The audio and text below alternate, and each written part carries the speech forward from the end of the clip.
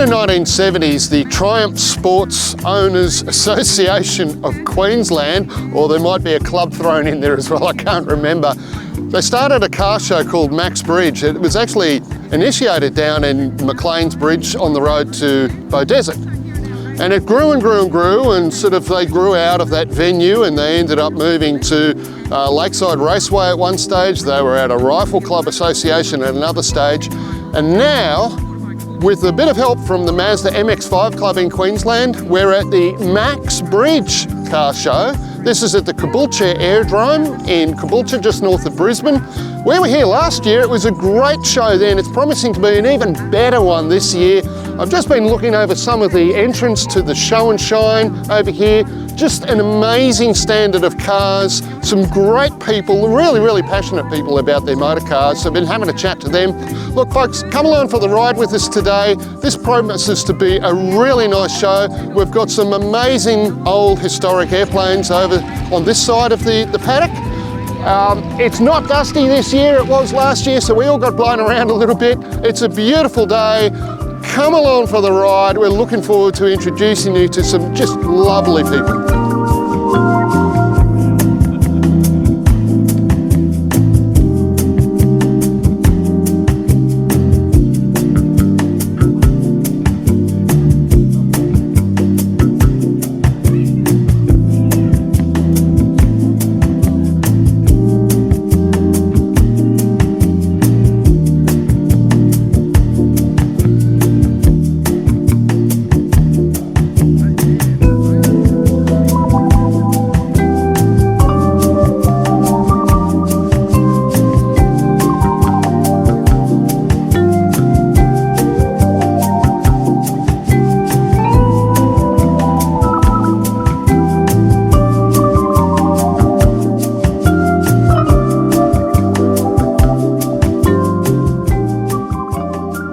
Folks, one of the most enjoyable things about my job is getting to see some of the classic, iconic motoring cars from a bygone era, but that still really stand the test of time. And the Porsche 356 is one of those. I'm here with James and Jody, and they're beautiful Porsche, which I think you've had for 12 years now, did you say? 12 years. 12 years now. Mate, this is a stunning motor car. How did you come across it? Yeah, look, it was something I sort of started deciding I needed one, so I started looking, and I found this one in Wagga. Right. So, yeah, I did a negotiation on the deal and put the trailer on the back of the car and went there the next day. Great stuff. And you'll notice, folks, that the word used there was needed one, not necessarily wanted one. So that tells you something about passion in itself. Jodie, I believe you drive an everyday Porsche. I do. What's in your stable? I've got a Cayman R. So in the hero colour of peridot green. Oh, lovely. Yes. And how long have you had that one? About 10 years. 10 years as well. What attracted you to the marque? Oh, we've always loved Porsches. Right. Always. Rear wheel drive for me. I like rear wheel drive. Yep. Yeah, I think it's just, they're beautiful things. Fantastic. They just look beautiful, they drive beautiful. I get people driving past me on the freeway, winding down the windows and going, you know, thumbs up. Thumbs up, yeah. It's just a nice feeling. Great stuff, Yeah. great stuff. And actually, what you said before about the test of time, I think that's Porsche. Yes. Right. Yes. Yep. Yeah. So that engineering pedigree is still there in the cars today. Right. So have you had to do much work to this particular car? No. Right. No, when I got it, it would hardly run, but that was from sitting around. The fuel in it was horrific. Needed plugs and points and just a bit of a clean up and tidy up. And I have changed rear main seal and clutch plate in it. But other than that, no. Okay. So Jodie, you said that, you know, Porsche is sort of almost in your blood by the sound of it. When did you first start getting a bug for the classic car scene? Oh, similar, well, probably 10, 12, 15 years ago. We've always had cars. But what was your first car, Jodie? My first car was a Fiat 124 Coupe. Oh, cool. That's nice. That's So that was my first car. So I've always liked nice cars. I've always liked coupes. Yep. And cars that perform well. And how old were you when you got your first car that you would say, I'm really happy with that? Well, that first car I That was it? loved. I was only 17, Wow. 18 when I had that. Had it for about 4 years and I loved it. Great stuff. Yeah. And James, what's your history with classic cars, mate? Ooh, more wanting them than owning them. Anything. Yeah. Well, To be honest, I've had some horrible cars in my time. Oh, really? that's some beautiful cars. I've had some nice cars. Yeah, But yeah. at the moment, the oldest car I own is a 1917 Hudson. Oh, wow.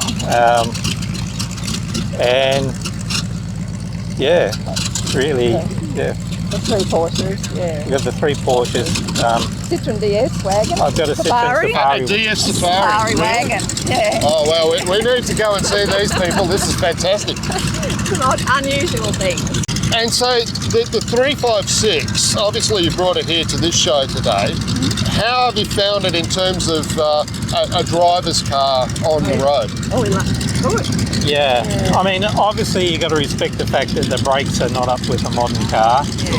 And, you know, basically I say going up or down steep hills is not ideal, but on a flowing road, it's like, honestly, you drive it and you think, this is so much better than some of the new cheap cars. It just flows along and it's beautiful. Yeah. And do you find that you sort of tend to become a part of the car after a while? That's certainly been my experience with classic cars. I sort of mould into them after a while. Yeah, I think so. I think more so I just smile when I drive it. Yeah. It makes you smile. It does. Yeah. Thank you for bringing her along. Our pleasure. Lovely to meet you both. Yeah. And I think she's just stunning. Well done. Thank you. Thank you so much. Thank Thanks, you. Jodie. Good on you, James.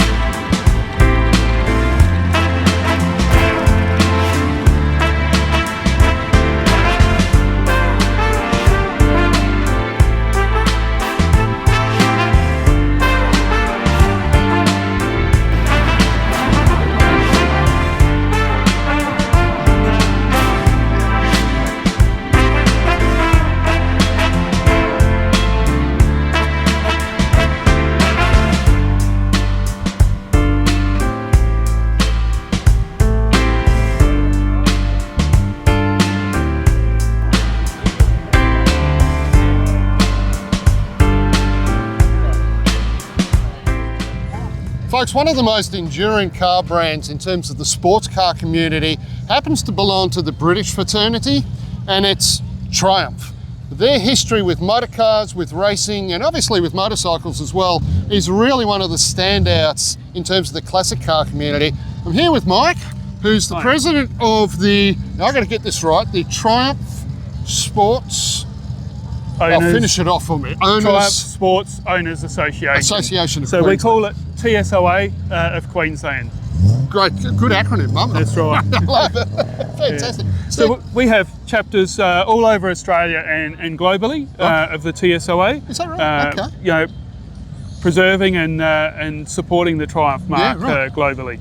So how many members in Queensland, mate? So in Queensland we have a little over 150 members. That's not bad. Spread out around Queensland and a good solid base around the Brisbane and the metro area through Sunshine, Gold Coast, and that area. Okay.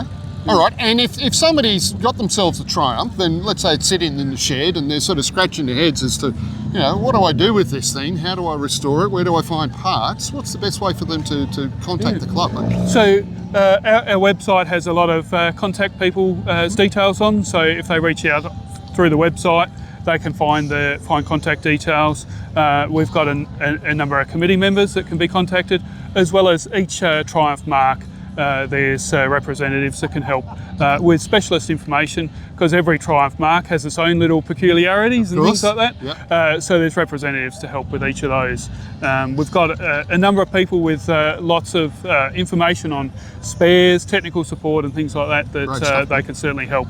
And you know, we certainly like to help the preservation of the Triumph mark and classic vehicles in general. Yeah, great stuff, mate. And so, all right, that's the mechanical side and the preservation side. What about the club social activities, mate? What happens there? Social activities, we have regular club runs. At least once a month we do a Sunday run somewhere. We start off, normally there's a starting point that involves coffee and a lunch stop somewhere for lunch at the end of the run.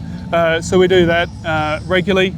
We also attend and support events like this today, and regular quarterly meetings as well, and other activities in between. Right, so I mentioned to folks before that the Triumph Club has been associated with this particular event right from pretty much its inception, I believe. Is that That's right. I'm not quite sure how far back it goes. Certainly Max Bridge, a number of different locations over the years, as access in and out of venues change over time. And this is our second year here at Caboolture Aero Club, and certainly a great location. It's an awesome location. It's a really good spot. So tell me about your history with classic cars, mate. Where does your interest stem from? My interest stems from when I was a little tacker.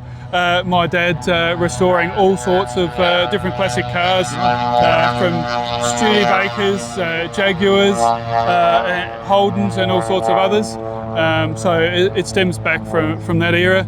I've had a number of Jaguars over the time, including one at the moment, and a Triumph Stag that I've had for around 19 years now. So has it got the original 3 litre still in it? Yes, very much so. Very original running gear. Great stuff. It's they all take a little bit of love and care to keep you going. Yeah, for sure.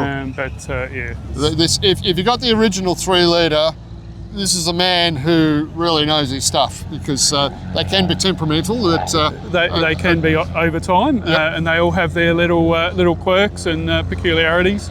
But they're good fun cars to drive. That's why we love them. They wouldn't be a classic car unless they had some issue somewhere. That's right. No, it's good fun. And driving a Stag, a convertible with that lovely V8 exhaust note, what more could you ask for? It really burbles well, doesn't it? That's right. Yeah, great stuff, mate. Well, look, thank you so much for talking to us today.